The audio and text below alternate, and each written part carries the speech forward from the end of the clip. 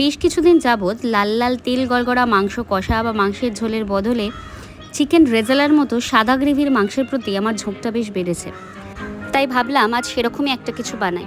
ওই জন্য মাংসের পিসগুলোকে প্রথমে নুন, গোলমরিচ আর কাঁচা লঙ্কা বাটা দিয়ে মেখে ম্যারিনেট করে রেখেছিলাম প্রায় 1 ঘন্টা মতো।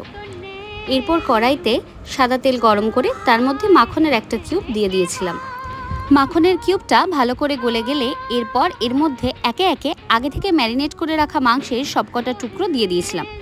মাংসের টুকরোগুলোর এক পিঠ তেলের ওপর 2 থেকে 3 মিনিট ছেড়ে ভালো করে ভেজে নিতে হবে।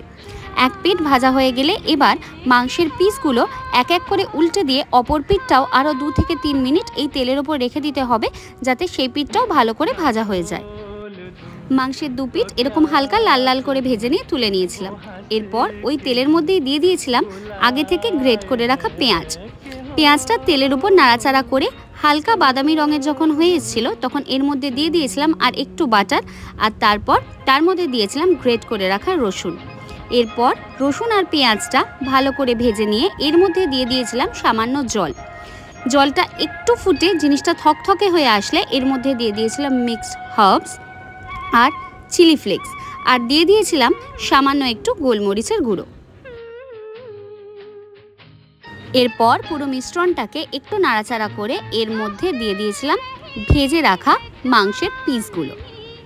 মাংসগুলো দিতে দিতে আমি একটা কথা বলে দিই, এই রান্নাতে কিন্তু আমি কোনো রকম ময়দা বা কর্নফ্লাওয়ার অ্যাড করিনি। পুরো রান্নাটাই ময়দা বা কর্নফ্লাওয়ার বাদ দিয়ে হয়েছে। মাংসের পিসগুলো দিয়ে ভালো করে একটু নাড়াচাড়া করে নিয়ে এর মধ্যে আমি মাংসটা কষানোর জন্য পরিমাণ মতো জল আর সামান্য একটু নুন দিয়ে 10 মিনিট ঢাকনা দিয়ে কষানোর জন্য রেখে দিয়েছিলাম। 10 মিনিট বাদে ঢাকনা খোলার পর দেখলাম গ্রেভিটা এরকমভাবে তেল ছেড়ে দিয়েছে। এরপর এর মধ্যে দিয়ে দিয়েছিলাম দুধ। এই রান্নাটাতে কিন্তু আমি আর জলের ব্যবহার করিনি, রান্নার বাকি গ্রেভিটা এই দুধ দিয়েই বানিয়েছি।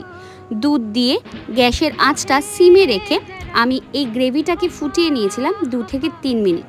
গ্রেভিটা ফুটে একটু থিকনেস বেড়ে গেলে এর মধ্যে ছড়িয়ে দিয়েছিলাম কাঁচা লঙ্কা কুচি, আর দিয়ে দিয়েছিলাম কিছুটা মিক্সড হার্বস, আর দিয়ে দিয়েছিলাম চিলি ফ্লেক্স। ব্যাস, আমার সাদা গ্রেভির রসুন মাখনের চিংড়ি এরপর রেডি। এরপর আমি এটাকে সার্ভ করেছিলাম গরম গরম এক থালা সাদা ভাতের সঙ্গে। এটার টেক্সচারটা কিন্তু দেখতে অসাধারণ হয়েছিল, আর খেতেও মাংসটা বেশ ভালো সফট হয়েছিল, আর গোলমরিচ আর লঙ্কা বাটার টেস্ট পুরো মাংসের ভেতর অবধি ছিল। যেহেতু প্রিপারেশনটা তখনও খুব গরম ছিল আর আমি এক হাতে ক্যামেরা করছিলাম, ওই জন্য মাংসটা ছাড়াতে আমার বেশ একটু অসুবিধাই হয়েছিল।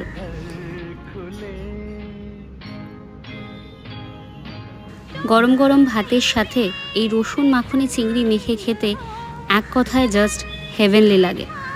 মাংসের এই প্রিপারেশনটা বাসন্তী পোলাও, বাঙালি পোলাও, রুটি, লুচি, পরোটা, নান যে কোনো কিছুর সাথে এক কথায় অসাধারণ লাগবে।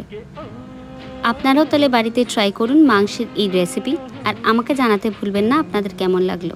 Till then, tata.